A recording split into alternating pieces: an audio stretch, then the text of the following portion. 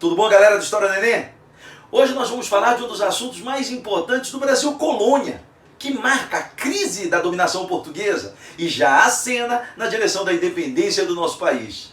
Nós vamos falar sobre os movimentos emancipacionistas, em especial a Conjuração Mineira e a Conjuração Baiana. Mas antes disso, não deixe de seguir nossa página, de nos acompanhar nas redes sociais. Teu papel é importantíssimo para continuarmos a produzir conteúdo. Ativa as notificações aqui no YouTube, são importantes para que esse trabalho continue a ser feito.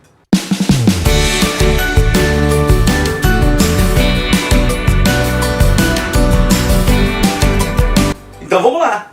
Na segunda metade do século XVIII, entre 1750 e 1760, o Brasil começou a ser sacudido por uma série de ideias de insurreição, por uma série de ideias que questionavam o domínio português. Àquela altura do campeonato, a mineração na região das Minas Gerais do Rei de Portugal sustentava a nossa economia.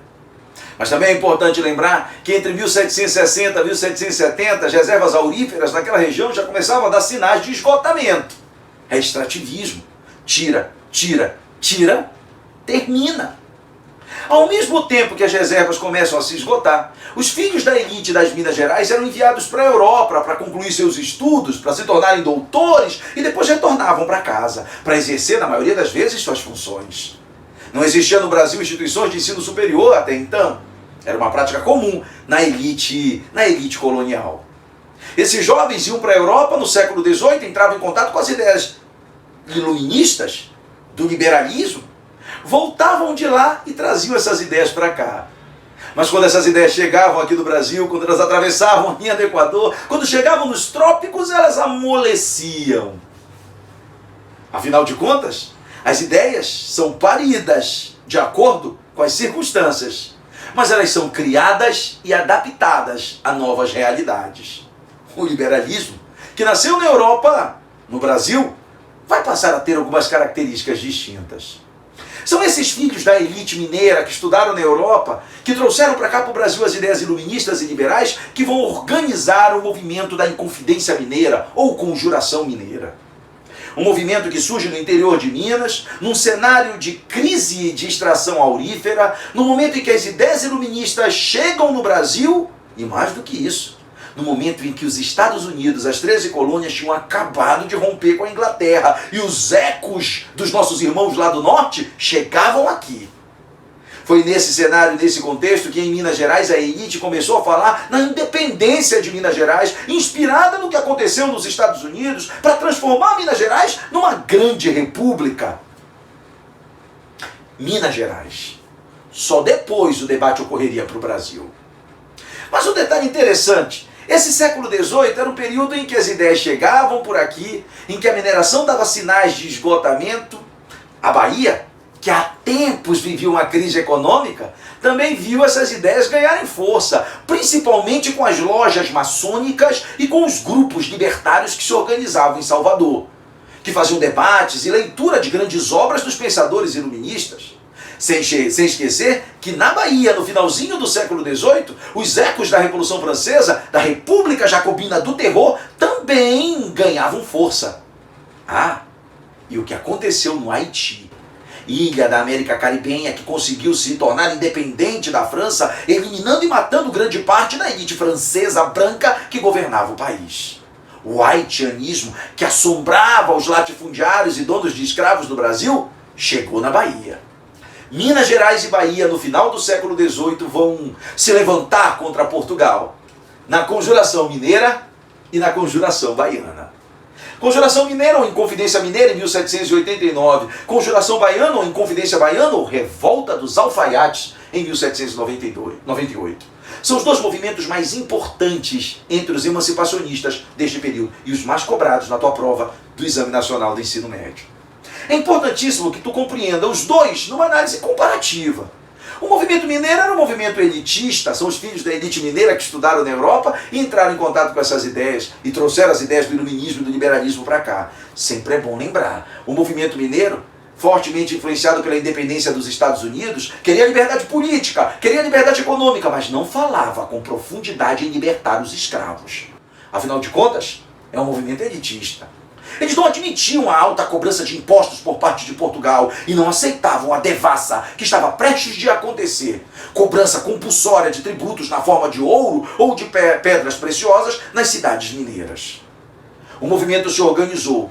O projeto era iniciar uma grande revolução, mas foi delatado e, por ter sido delatado, foi reprimido pelo governador das Minas Gerais. Todos os membros desse movimento foram presos, alguns na hora, outros dias depois, mas só um foi condenado. O único pobre, não diria pobre, o menos rico entre os inconfidentes, Joaquim José da Silva Xavier, vulgo Tiradentes, nunca foi líder propriamente desta revolta, mas acabou se transformando em ícone, em Marte do movimento republicano e desse movimento de independência.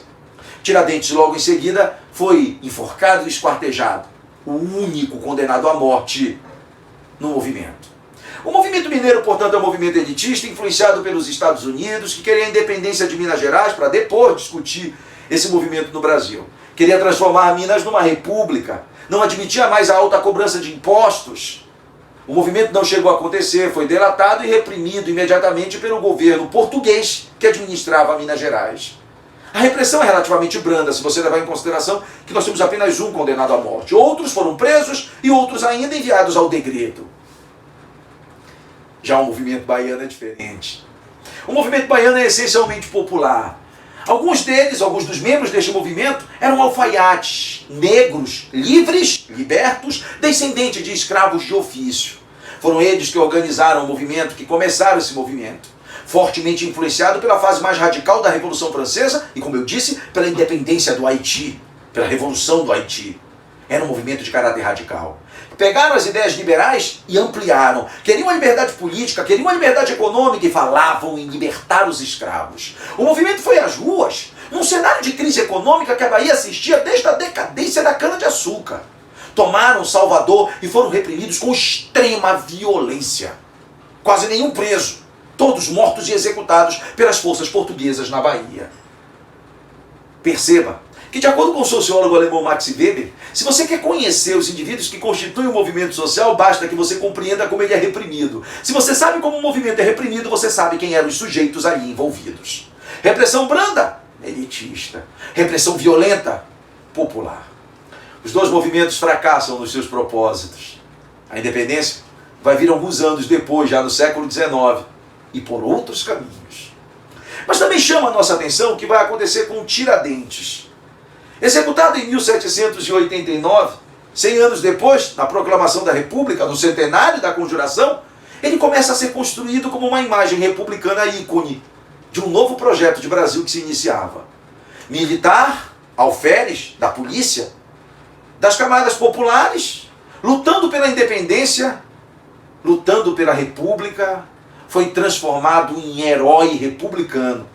A data da sua morte, o 21 de abril, em feriado nacional. Era uma forma de reviver uma república recém-proclamada em 1889 que não tinha heróis do povo. E uma forma de fazer com que o povo se identificasse com esse novo modelo.